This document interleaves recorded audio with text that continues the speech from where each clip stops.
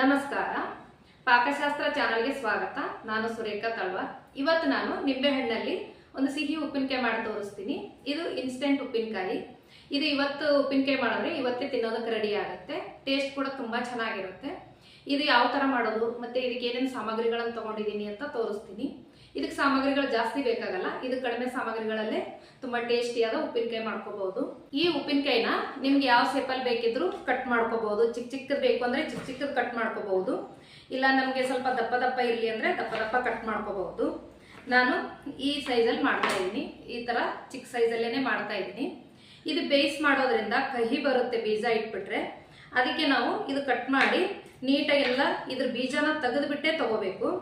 ಇಲ್ಲ ಬೀಜ ಇಟ್ಬಿಟ್ರೆ ಏನಾಗುತ್ತಂದ್ರೆ ಸ್ವಲ್ಪ ಕಹಿ ಬರುತ್ತೆ. ಹಾಗಾಗಿ ಬೀಜ ತೆಗಿಬೇಕು. ನಾವು ಖಾರದ ಉಪ್ಪಿನಕಾಯಿ ಮಾಡಬೇಕು ಅಂದ್ರೆ ಬೀಜ ಇಟ್ಬಿಟ್ಟೆ ಮಾಡಿದ್ರೆ ಚೆನ್ನಾಗಿರುತ್ತೆ. ಇದು ಸಿಹಿ ಉಪ್ಪಿನಕಾಯಿ ಮಾಡೋದ್ರಿಂದ ಇದ್ರ ಬೀಜನೆಲ್ಲ ತೆಗಿಬೇಕಾಗತ್ತೆ. ನೋಡಿ, ನಾನೀಗ ಎಲ್ಲ ನಿಂಬೆಹಣ್ಣನ್ನ ಕಟ್ ಮಾಡಿದ್ದೀನಿ. ಅದ್ರ ಬೀಜನೆಲ್ಲ ಈ ತರ ನಾನು ಸಪ್ರೇಟ್ ಆಗಿ ತೆಗೆದು ಬಿಟ್ಟಿದ್ದೀನಿ. ಇದು ನಾವು ಬೇಯಿಸ್ ಮಾಡ್ಕೊಳ್ಳೋದ್ರಿಂದ ಬೇಯಿಸ್ಬೇಕಾದ್ರೆ ಇದು ಕಹಿ ಬಿಟ್ಕೊಳ್ಳುತ್ತೆ. ಹಾಗಾಗಿ ನಿಂಬೆಹಣ್ಣಲ್ಲಿರೋ ಬೀಜನೆಲ್ಲ ನಾನು ತೆಗೆದು ಪೂರ್ತಿಯಾಗಿ ಈಗ ಕಟ್ ಮಾಡಿ ಇಟ್ಕೊಂಡಿದ್ದೀನಿ. ಈ ನಿಂಬೆಹಣ್ಣು ಕಟ್ ಮಾಡಕ್ ಮೊದಲು ಒಂದು ಅರ್ಧ ಗಂಟೆ ನೀರಲ್ಲಿ ಇಡಬೇಕು. ನೀರಲ್ಲಿಟ್ಟು ಆಮೇಲೆ ತೆಗೆದು ಒಂದು ಕ್ಲೀನ್ ಆಗಿರೋ ಬಟ್ಟೆಯನ್ನ ನೀಟಾಗಿ ಒರೆಸಿ ನೀರಿನಂಶ ಏನು ಇಲ್ದಿರೋ ತರ ನಾವು ಇದನ್ನ ಒರೆಸ್ಕೊಬೇಕು ನಿಂಬೆಹಣ್ಣನ್ನ. ಮತ್ತೆ ಇದು ಕಟ್ ಮಾಡ್ಬೇಕಾದ್ರೂ ಕೂಡ ಇದು ಯಾವುದು ನೀರಿನಂಶ ಇರಬಾರ್ದು. ಇದಕ್ಕೆ ಇದನ್ನು ತೊಳೆದು ಬಿಟ್ಟು ನಾನು ಬಟ್ಟೆಯಲ್ಲಿ ಒರೆಸಿ ಒಣಗಿಸಿಟ್ಕೊಂಡಿದ್ದೆ. ಈ ತರ ನಾವು ಈ ಉಪ್ಪಿನಕಾಯಿನ ಮಾಡಿದ್ರೆ 1 ವರ್ಷ ಇಟ್ಟರು ಹಾಳಾಗಲ್ಲ. ಯಾಕಂದ್ರೆ ನೀರಿನಂಶ ಇದ್ರೆ ಬೇಗ ಹಾಳಾಗುತ್ತೆ. ಹಾಗಾಗಿ ನೀರಿನಂಶ ಇಲ್ದಿರೋ ತರ ನಾವು ಮಾಡ್ಕೋಬೇಕಾಗತ್ತೆ. ಬನ್ನಿ, ಈಗ ಇದಕ್ಕೆಲ್ಲ ಏನೇನು ಸಾಮಗ್ರಿಗಳನ್ನು ತಗೊಂಡಿನಿ ಅಂತ ತೋರಿಸ್ತೀನಿ. ಮತ್ತೆ ಯಾವ ತರ ಮಾಡೋದು ಅಂತ ನೋಡ್ಕೊಳ್ಳೋಣ.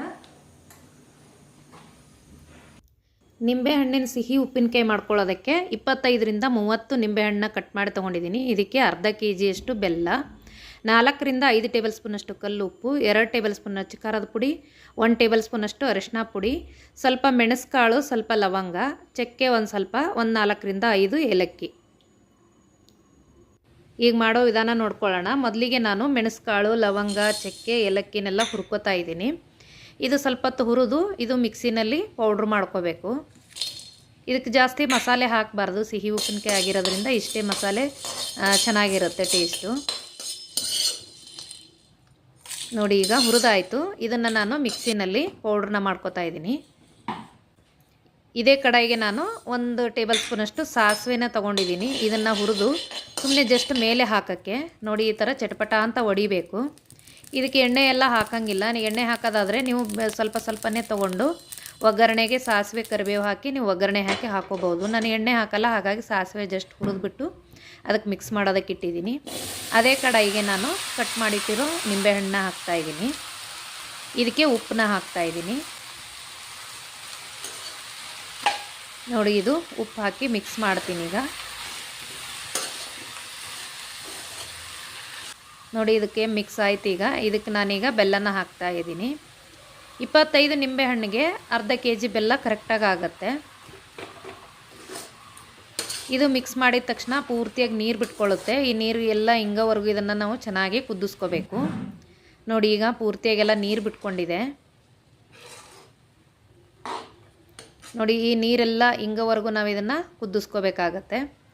ಈ ಉಪ್ಪಿನಕಾಯಿ ನಾವು ಮಾಡಿದ ತಕ್ಷಣ ನಾವು ತಿನ್ನೋದಕ್ಕೆ ರೆಡಿ ಆಗುತ್ತೆ. ನಾವು ಖಾರದ ಉಪ್ಪಿನಕಾಯಿ ಮಾಡೋದಾದರೆ ಉಪ್ಪಿನಕಾಯಿ ಮಾಡಿಟ್ಟು ಒಂದು 15 ದಿನ ಇಲ್ಲ 1 ತಿಂಗಳಾದರೂ ಬೇಕಾಗುತ್ತೆ ನಮಗೆ. ಉಪ್ಪಿನಕಾಯಿ ಎಲ್ಲ ಮೆತ್ತಗಾದ ಮೇಲೆ ನಾವು ತಿನ್ನೋದಕ್ಕೆ ರೆಡಿ ಆಗುತ್ತೆ. ಇದು ಇನ್ಸ್ಟೆಂಟಾಗಿ ಮಾಡ್ಕೊಳ್ಳೋದ್ರಿಂದ ಹಿಂಗೆ ಮಾಡಿದ ತಕ್ಷಣ ನಾವು ತಿನ್ನೋದಕ್ಕೆ ರೆಡಿ ಆಗುತ್ತೆ.